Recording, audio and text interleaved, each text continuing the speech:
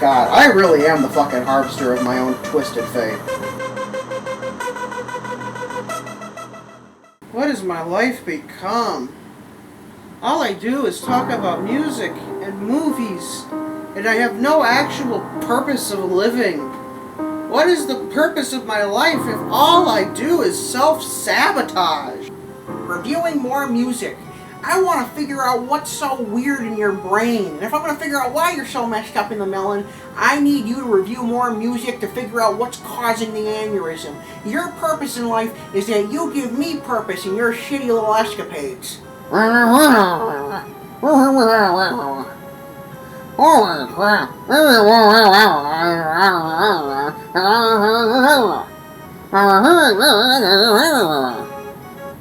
don't know that yet. That's why I want to review the music, to see if he gets an aneurysm.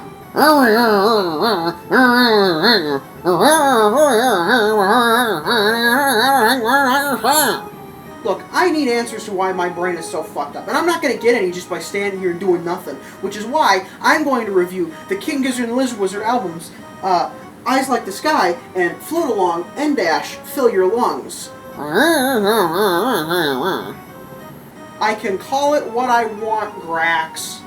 Eyes Like the Sky is an album described by the band as a cult western audiobook soundtrack, and is sort of an expansion on the idea of the song Sam Cherry's Last Shot off the album 12 Bar Bruise, which we just looked at. Just like Sam Cherry's Last Shot, it is narrated by Broderick Smith, the father of King Gizzard's very own Kenny Ambrose Smith.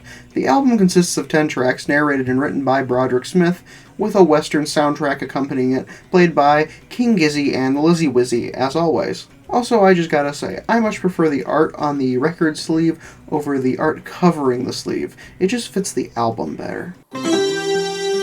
Howdy there, partner. Did you say you're reviewing a cult western audiobook soundtrack? Hogan, who the fuck is this guy? Name's Hog. Hol Hog. I'm here to help you review that thing. But I don't need your help. Sure you do. Let me help you get that there album with the help of my JoJo reference. Animals and Assault Rifles. Can you not throw my shit around like a goddamn ragdoll, please? Haha! Very funny. Let's review. Eyes Like the Sky is by far the band's shortest album at 27 minutes, which while Willoughby's Beach was just under 23 minutes, that is an EP, so Eyes Like the Sky is the shortest album. The only other ones that come even close to that length are Made in Time Land and Laminated Denim from 2022. Basically what I'm saying is Eyes Like the Sky is shorter than comic-accurate Wolverine. Ha ha ha! I would say it's shorter than you. I jest. Would you like a jelly donut? That's not a jelly donut. Sure it is! Anyway, on to the album. The opening track, Eyes Like the Sky, opens with some narration. The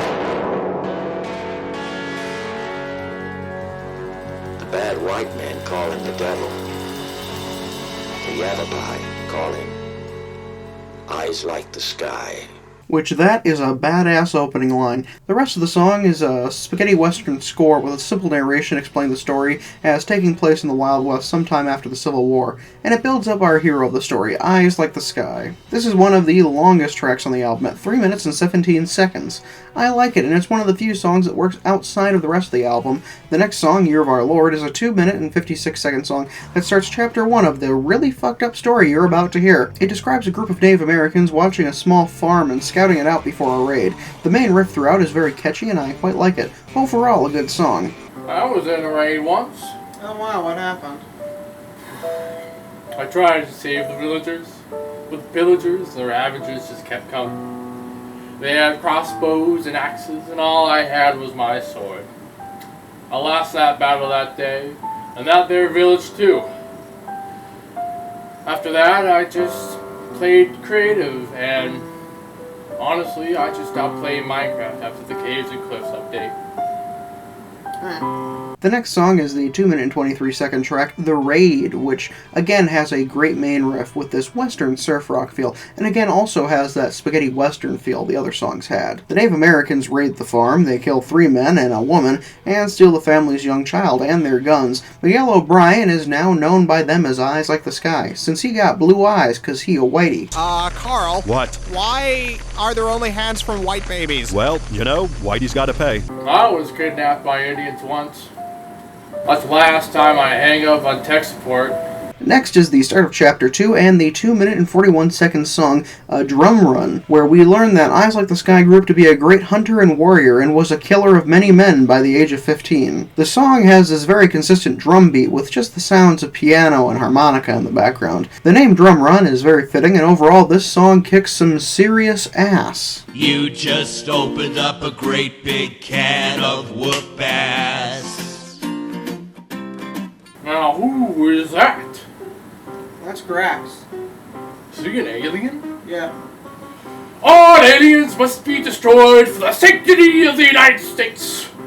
Animals and assault rifles. Damn, I'm gonna need a bigger lasso. Next is the 3-minute and 53-second song, Evil Man. It describes a group of armed men led by an evil priest who kill the Native Americans who had kidnapped Eyes Like the Sky and take him with them. It's not my favorite track. The instrumental bits are good, but overall it's a bit long and is really just a long interlude. Just like my interruptions. Would you like this hamburger? That's not a hamburger. Sure it is. Next is the song Fort Whipple, which is the start of Chapter 3. Eyes Like the Sky is taken to Fort Whipple. When they take him there, they come to the conclusion that he was the child who was kidnapped all those years ago. They find this out by looking at his eyes, blue like the sky, and they realize he's a whitey. They also have a group of Native American girls with them. That will be important later. Please write that down. There will be a test. Eyes Like the Sky meets a trapper who teaches him the way of the white man, which I always thought was how to make kale into an edible food and get offended for other people when they themselves were not offended in the first place, but apparently it's just learning the language and culture. Who would have thunk it? Another solid track, but it's only 2 minutes 56 seconds. And even then, the last 15 seconds is just like silence, and then it goes into the next track. So it's really stretching the concept of 2 minutes and 56 seconds if you think about it. The Godman's Goat Lust is definitely the most disturbing song King Gizzard has ever made. It is the only song of Chapter 4, and it describes Eyes Like the Sky walking into the back of Fort Whipple's chapel, only to find the priest having his way with one of the Native American girls they kidnapped earlier in the album. Eyes Like the Sky slices his neck with a knife and then kills the bastard with his pants around his ankles. And he and the girl escape the fort on horseback after stealing some food and guns. This is also one of the longest tracks at 3 minutes and 17 seconds, and it is brutal as hell. Yeah, this was a shock when I first heard it, and while it's well written, in my opinion, it's kinda just there. The instrumental parts are again good, but the song is still not my favorite track. It just kinda happens, and while there's some cool imagery like the priest's blood spilling into a chalice on the altar, and the narrator stating, "But it was not the blood of Christ," it really is just a track that happens. It's super shocking, but once the shock wears off, you're kinda just left with, eh. I don't know what to say about that. I don't think there's even a joke to be made.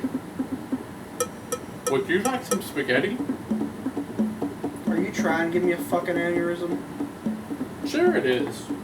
The next track is Killing Ground, a 2 minute and 49-second track, and is the start of Chapter 5. It is about Eyes Like the Sky and the girl entering the killing grounds of the Apache. They find a murder scene of a group of white men killed by other white men, disguising it as an Apache murder. The two take the supplies they can find, and they continue through the killing grounds. It's a fine track, but it's basically, again, just an interlude. In the next track, Chapter 6, Dust in the Wind. Dust in the Wind starts with an ambush, and the girl is killed out of fucking nowhere.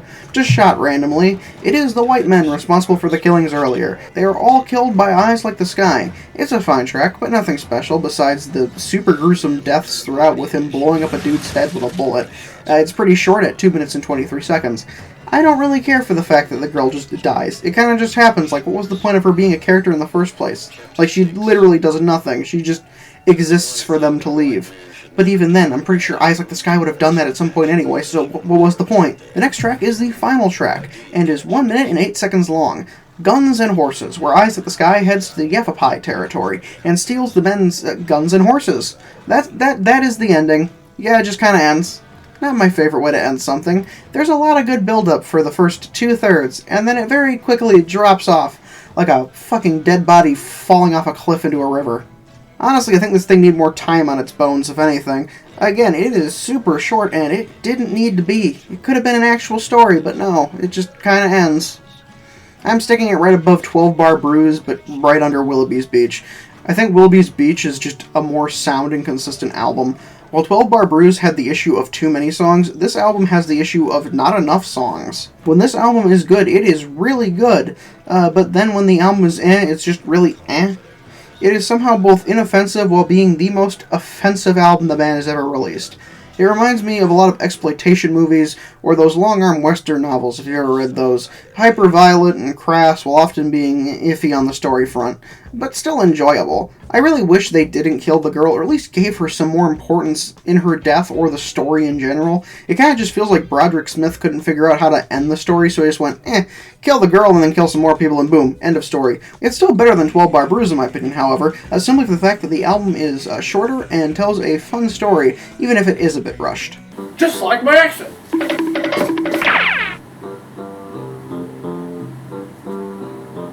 Graxx! Who the fuck was that guy? Yeah, who was that mysterious unknown man I've never met before in my life? Now on to Float Along and Dash, Fill Your Lungs, an album all about weed. If there's one overarching theme in this album, it is drugs. Lots and lots of drugs. It is the band's first real adventure into psychedelic rock. While their previous work had elements of it, Float Along and Dash, Fill Your Lungs is a super hyper-distorted psychedelic rock album at its finest.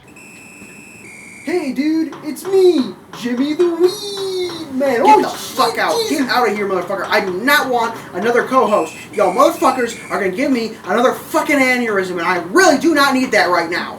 The opening track is Head On / Pill. It is split up into two distinct parts, Head On and Pill, and creates one long, epic 15-minute, 59-second track. It has heavy use of sitar and distorted guitars. The first 3.5 minutes, roughly, is Head On, about a guy having multiple drug trips and asking people to help him screw his head back on. It's a very slow and melodic piece, but after that we get into the absolute insanity that is Pill. Very fast, and now it depicts the same person having a really bad trip and realizing he took the wrong pills. There's this great part where the guitars and Stu McKenzie's vocals match up, and it's pretty great. This album in general marks the band's first real venture into jam-heavy tracks, and this song is no different, as it contains the band's first real jam session song. While I'm sure the other songs that we've heard before from them had the same off-the-cuff creation style, this is the first to wholly embrace it. While it is a good song, it does have the issue of some parts feeling a bit samey, with the same tunes being there a little too long in some places. But right when it gets old, King Gizzard switches it up in some new way with some new instrument or riff, so overall it's a pretty great song. I like how at the end it mellows out kind of, and ties itself back into the first part of the song with the guy coming off his bad trip. Now if you don't mind, I'm going to take my prescription pills real quick.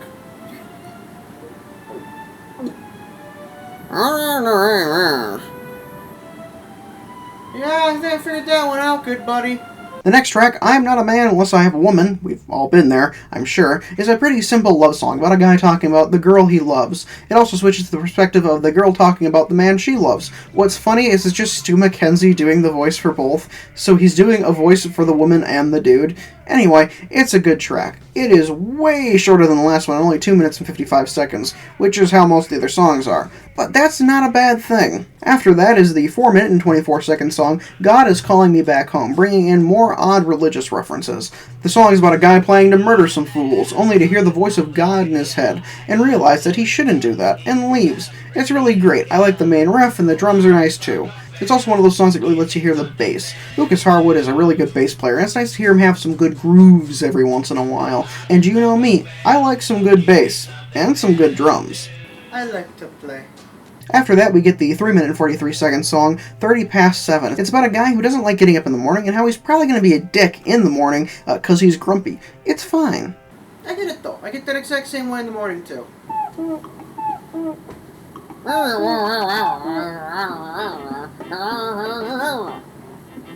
Hey buddy, it's pretty fucking early in the morning, okay? Instead of talking to me right when I get up about shit that I don't care about, how about you go, or I'm gonna gut you like a fish? The next song is the 2.5-minute track, Let Me Mend the Past, about a guy who just really wants to mend the past with a lover. I like the piano and it's overall fine. It has a sort of 60s pop Beach Boys ballad vibe that I really like. After that is the song Mystery Jack. It's about a guy who has no friends and hopes he doesn't wake up in the morning. It's a very dark song, and the vocals remind me of something like California Dreaming, except a lot more heavy and distorted sound-wise. It ends with a loud-ass explosion that's probably Jack killing himself with a bullet to the noggin. A good song, but damn, that's dark. Next is the 2-minute 51-second tonal shake-up known as Pop in My Step, about a guy who's just really happy as he walks down the street with a real pop in his step. It's a good song with a good message of leaving the past in the past, and focusing on the future by turning what was wrong into right. The guy in the story, however, is a bit snappy in the morning, which is probably a reference to 30 past 7. I like the song. It's a nice happy break from the dark shit. After that is the end track called Float Along, Fill Your Lungs, which is another big jam session track. It's 6 minutes and 45 seconds, so not as long as Head On / Pill, but still the longest compared to the others on the album. It's about a guy seeing someone in everything he looks at, as he tells them to float along and fill their lungs, and with this album's themes of drug use, it can be assumed it's about a drug trip of some sort. It's a good peaceful ending to a pretty hectic album that really likes to switch itself up constantly. Overall, it's a really good album, and probably my favorite so far, so I'm sticking it right above Willoughby's Beach. Oh yeah, also, I finally got Teenage Gizzard. It finally came in the mail. She's like, oh, I finally come back to help you with the review! I fucking told you I'd shoot you, motherfucker. I fucking told you! Since you didn't actually manage to give him an aneurysm, I'm only gonna give you half. Give me all the money. I'm not playing all this bullshit, dude. I got shot. A deal's a deal, man. Do you have any idea how expensive that food was? Do you know how hard it is to find sushi in this time of June? No fucking deals, Hogan, dude. Okay, I want my money, dude. Where's my money, Lovhaug? I want my fucking hundo, man. Okay, that's some bullshit right there, and you fucking know it, dude. Fine. Goddamn right, fine.